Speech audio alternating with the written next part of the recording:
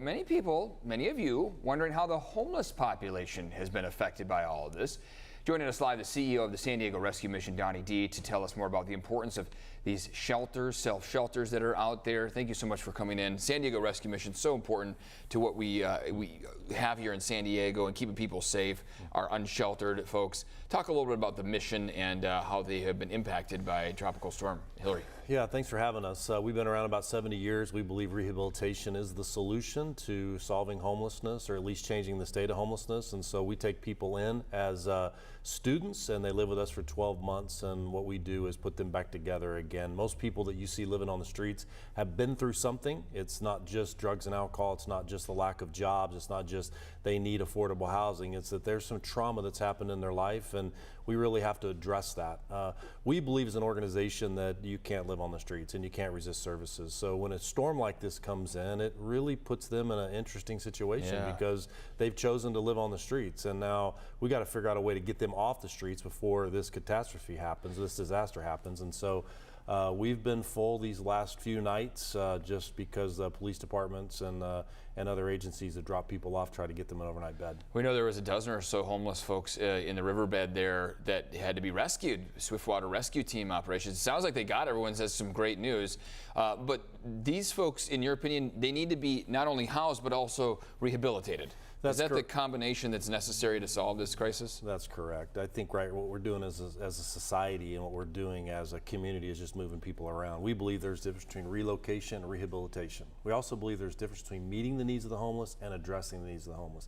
And until we get serious as a community at really addressing the root problem of somebody experiencing homelessness, all we're doing is just moving people around. And you're saying the moving around thing because the city has enacted this homeless encampment ban, where if you refuse to be sheltered, at some point you can be arrested. That has moved some of our homeless populations around. What has kind of the impact been as far as you're concerned? Well, I feel like what they're doing is making people living on the streets uncomfortable. But I think what Gloria has done, I'm in favor of. I think that you don't get to resist services, and you can't sleep on the streets. It's not good for you. And I don't want anybody to go to jail, and I don't want anybody that's experiencing homelessness that's at that state in their life to be arrested. But we have to have that as a consequence. I'm telling you, as a service provider, we need the pressure and the consequence of having to go to jail if you resist services, because it's not good for you, it's not good for our community, it's not healthy for you to be sleeping on the streets. Has San Diego Rescue Mission seen an uptick in people looking for resources and for help because of the encampment ban? We take in a certain amount a week because that's what we can control with the other 250 people we have in our building, but we have been at our max every week taking people in. And we just opened a new facility in North County. It's a part of our plan to change the state of homelessness in our county and our region. We're going to open up 3 shelters, all privately funded. We don't take any government funding, and that opened last Thursday. And where is that at? In Oceanside. Okay. It's a 50-bed facility. It's a public-private partnership with the city of Oceanside. They bought the building, they refurbished the building. We are paying to operate the building, and we're already at our capacity 4 days in and where we thought we'd be. Men, women, children, or anybody that's experiencing homelessness, we have a place for them at that shelter. That's going to fill up probably pretty quick. Well, we believe about 10 a week for the next 2 weeks, and we'll get to our max of 50. There are 100 beds there, so somewhere down the road we think it'll increase to 100, but it's going to have a big impact on the homelessness in North County.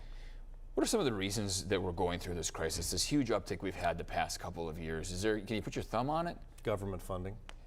Yeah. Just not enough resources to help. I think that I think that government funding is the elephant in the room. I think that the priority is about government funding sometimes, not actually getting people off the streets. And I think the outcomes have to be getting people off the streets permanently, not getting them into a bed or even getting them housed. This is about addressing the issues of the heart. We believe homelessness is a heart issue. And unless we address the issues of the heart, then there won't ever be enough resources. There won't ever be enough housing. And we're committed to addressing the issues of the heart. Donnie, if people want to help out San Diego Rescue Mission, they're really digging what you're saying here. They really want to help you out with this goal. What can they do? Best way is to go to our website, sdrescue.org, or to follow us on the social media platforms. But the best ways, there's all kinds of information on how to donate financially, how to get involved as a volunteer. We had 256 volunteers at the mission last week alone. So Great. go to our website. Keep stepping up, San Diego. All right, thanks for coming in, Donnie. Appreciate it. We'll be right back.